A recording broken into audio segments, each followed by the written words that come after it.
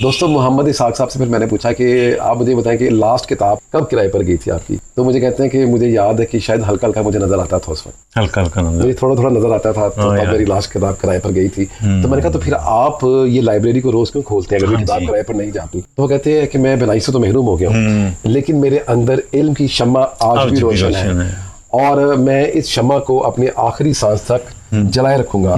और मेरी ख्वाहिश है, मेरी उम्मीद है कि ये शम्मा जलती रहे मेरे सीने में, किसी और के सीने में। क्योंकि अगर किताब से नाता, किताब से रिश्ता टूट गया तो हम शायद तरक्की तो बहुत कर जाएं, हम फिजिकल तरक्की तो शायद बहुत कर जाएं, लेकिन दिमागी तरक्की से हम गरीब रह जाएंगे।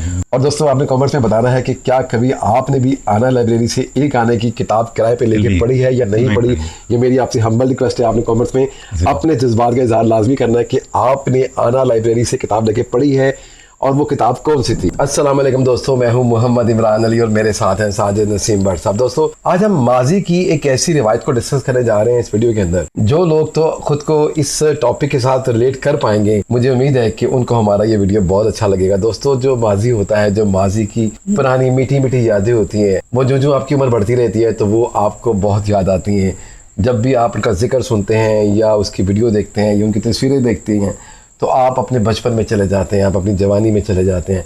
दोस्तों इसको नॉस्टैल्जिया भी बोलते हैं। दोस्तों आज तो 1 रुपए का जमाना है ना कि 1 रुपया होता है, 10 रुपए होते हैं जी। दोस्तों एक वक्त होता था जब सिर्फ एक आना होता था। आना बड़ा सब याद है, एक आना एक होती थी आना लाइब्रेरी। एक आने की एक किताब किराए पे मिलती थी उस लाइब्रेरी से। दोस्तों हर गली में, हर मोहल्ले में आना लाइब्रेरियां बड़ी तादाद में होती थी, क्योंकि उस दौर के अंदर कोई ज़्यादा गैजेट्स नहीं थे, कोई ऐसी चीज़ें नहीं थी, इतनी टेक्नोलॉजी नहीं थी, कंप्यूटर भी नहीं था। तो किताबें पढ़ना ही सबसे अच्छा और हसीन तरीन मशगला होता था हर इंसान का, वो बच्चा हो, बड़ा हो, बूढ़ा हो। किताबों से बड़ी दोस्ती होती थी सबकी। और ख़ास तौर पे उन किताबों के पन्नों को जब आप ऐसे करते थे तो जो उसमें से खुशबू आती थी दोस्तों, उसका भी अपना ही मज़ा, अपना ही लुत्फ होता था। और हर मौसम में, गर्मी के मौसम में उसमें से किसी और किस्म की खुशबू आती थी और सर्दी के मौसम में उन पन्नों से किसी और किस्म की खुशबू आती थी। दोस्तों क्योंकि मैंने उन किताबों को देखा है, उस लाइब्रेरी को देखा है, तो मैं इसलिए आज बड़ा एक्साइटेड हूँ। हो सकता है कि टाइम बार टॉपिक हो बहुत से दोस्तों के लिए, बहुत से यंगस्टर्स के लिए जो इस वीडियो को देख रहे हैं, उन्हें तो शायद नहीं पता होगा कि किसी दौर में आना लाइब्रेरी भी होती थी कि एक आने में एक किताब आप किराए पर ले सकते थे पूरी रात के लिए। और एक रजिस्टर होता था जिसके ऊपर आपका नाम लिखा जाता था, आपका एड्रेस लिखा जाता था। टेलीफोन उस दौर में होते नहीं थे।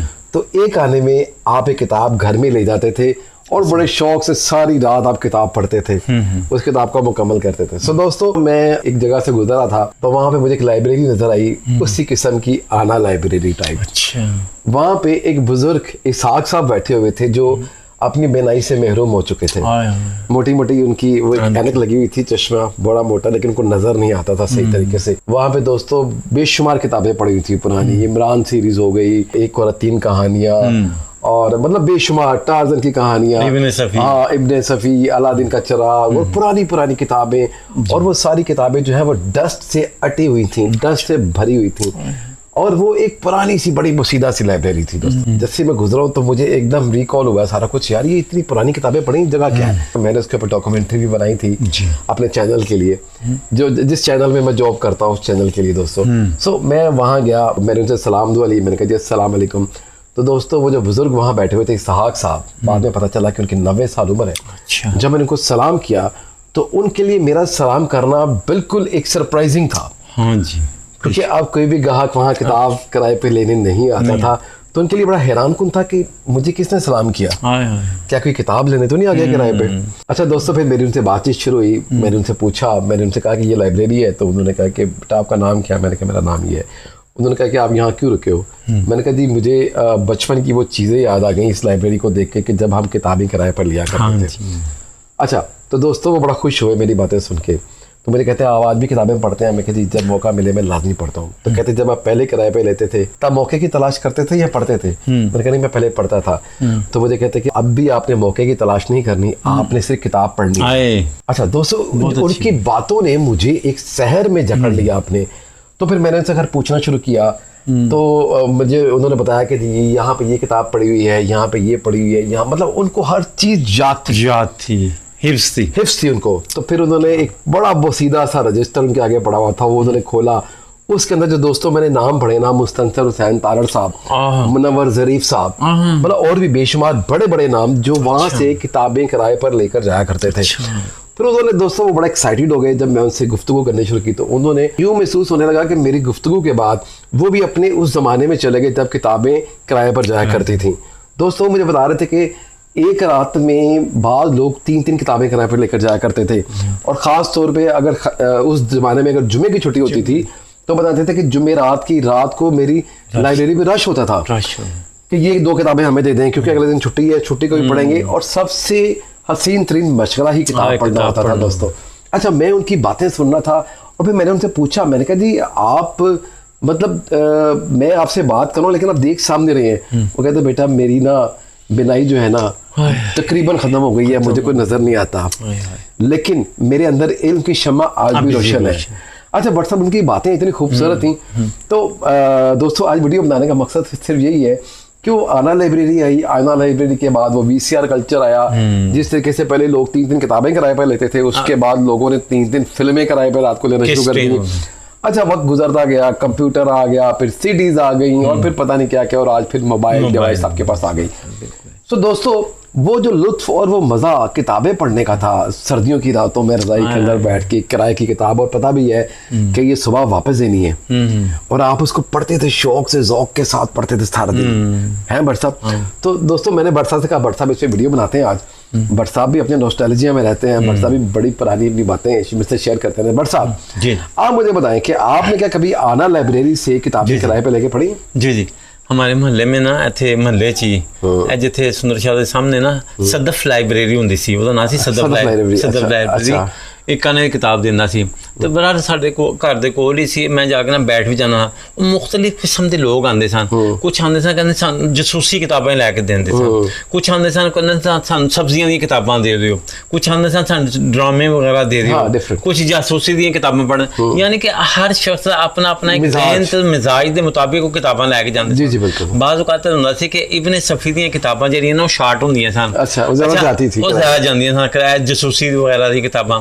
तो 4 दिन 5 दिन पहले कहते भाई ना हफ्ते नूं साड़ी ना बुकिंग कर लेना, हफ्ते नूं असीं ना इब्ने सफ़ी दी फलानी किताब लैनी है। ते जदों नवीं किताब आनी ना जिस महीने भी, तो पहले बुकिंग हो जाती हुंदी सी, जिस तरह फिल्मां दी बुकिंग होंदी है ना, किताबां दी बुकिंग होंदी सी कि भाई जी दे लो असीं हफ्ते बाद तुहाडे कोल आना, ते हफ्ते बाद तुहानूं इब्ने सफ़ी दा नवां जिहड़ा एडिशन आएगा ना वो सानूं देना, तुसीं होर किसी नूं नहीं देना।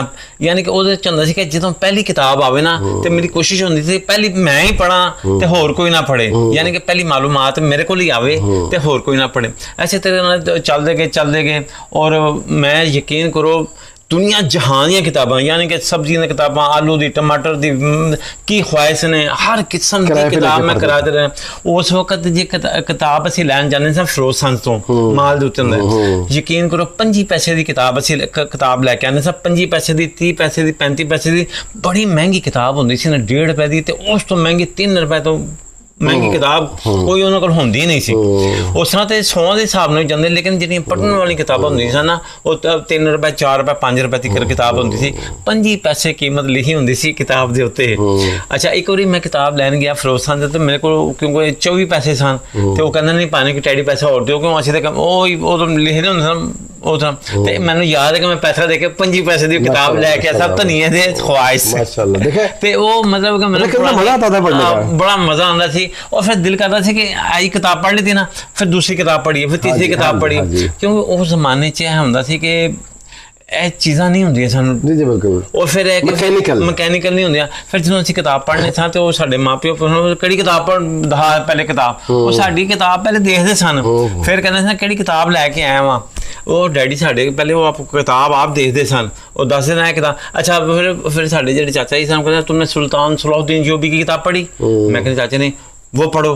अच्छा जी वो फलाने की किताब पढ़ी, सिकंदर की जिंदगी पढ़ी, यानी मुगलिया खानदान पढ़ी, यानी कुछ कितनी अच्छी आपको आपको तारीख का भी पता चल रहा था, आपको इमेजिनेशंस का भी पता चल रहा था। और बट साहब अगर मैं गलत नहीं हूँ तो मुझे ये लगता है कि जितनी भी तरक्की हुई आज, इनोवेशंस हुई, ये सारी उन बुक रीडर्स की वजह से हुई जो किताब को जिन्होंने पढ़ा जिन्होंने अपने मुशाहिदे से किताबों को लिखा, उनको पढ़ के आगे लोगों ने उस पर डिप्लोमास किए, उस पर स्पेशलाइज्ड हुए, उस पर तजर्बे किए और उसके बाद तरक्कियां हुई, कामयाबियां हुई। तो बेसिकली बुक एक थीसिस होता है ना बट साहब, आप उसको पढ़ते हैं और सीखते हैं और उसको फिर प्रैक्टिकल करते हैं। किताब ਜਦੋਂ ਤੁਸੀਂ ਪੜ੍ਹਦੇ ਹੋ ਤੁਹਾਡੇ ਦਿਮਾਗ ਦੇ ਪੰਨੇ ਖੁਦ ਹੀ ਖੁੱਲਣੇ ਸ਼ੁਰੂ ਹੋ ਜਾਂਦੇ ਨੇ, ਤੁਹਾਡੀ ਆਮਦ ਸ਼ੁਰੂ ਹੋ ਜਾਂਦੀ ਹੈ ਔਰ ਇੱਕ ਰਿਐਲਿਟੀ, ਇੱਕ ਫਿਲਮ ਚੱਲਣੀ ਸ਼ੁਰੂ ਹੋ ਜਾਂਦੀ ਜੋ ਕਿਤਾਬ ਵਿੱਚ ਲਿਖਿਆ ਹੁੰਦਾ ਨਾ ਬਿਲਕੁਲ ਸਾਹਮਣੇ ਰਿਐਲਿਟੀ सामने आ जाती है। पता नहीं है ना इमेजिनेशंस का, तखय्युल का, वो तो हर फिल्म को सामने फौरन देख रहे हैं, उनको तो रिजल्ट मिल रहा है। तो दोस्तों मैं मोहम्मद इसाक साहब से ये वीडियो को शुरू किया था,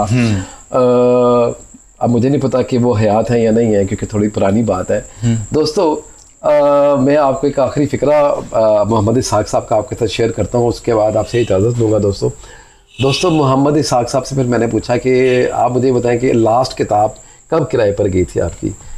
तो मुझे कहते हैं कि मुझे याद है कि शायद हल्का हल्का मुझे नज़र आता था उस वक्त, हल्का हल्का नजर, मुझे थोड़ा थोड़ा नज़र आता था। तो तब मेरी लास्ट किताब किराए पर गई थी। तो मैंने कहा तो फिर आप ये लाइब्रेरी को रोज़ क्यों खोलते हैं अगर ये किताब किराए पर नहीं जाती? तो वो कहते हैं कि मैं बिनाई से तो महरूम हो गया हूँ, लेकिन मेरे अंदर इल्म की शम्मा आज भी रोशन है और मैं इस शम्मा को अपने आखिरी सांस तक जलाए रखूंगा।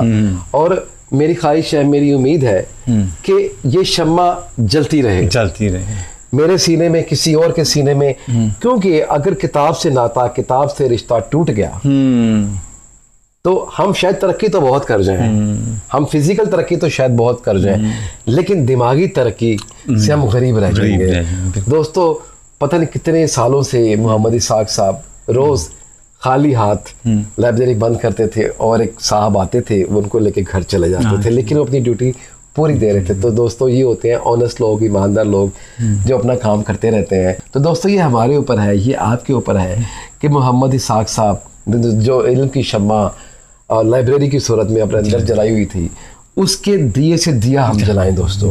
अब दोस्तों ये तो मोहम्मद इसाक साहब नहीं कर सकते ना, वो तो बिनाई से भी महरूम हो गए। तो दोस्तों ये था हमारा आज का वीडियो अच्छा लगा तो लाइक कीजिएगा, सब्सक्राइब कीजिएगा और कमेंट्स बॉक्स में अपनी राय का इज़हार करना ना भूलिएगा। अपना बहुत सा ख्याल रखिएगा और हमें दुआओं में याद रखिएगा दोस्तों। अस्सलाम वालेकुम। इंशाल्लाह ताला अब फिर मिलेंगे एक नए मौजू के साथ। मिलते हैं थोड़ी सी ब्रेक के बाद।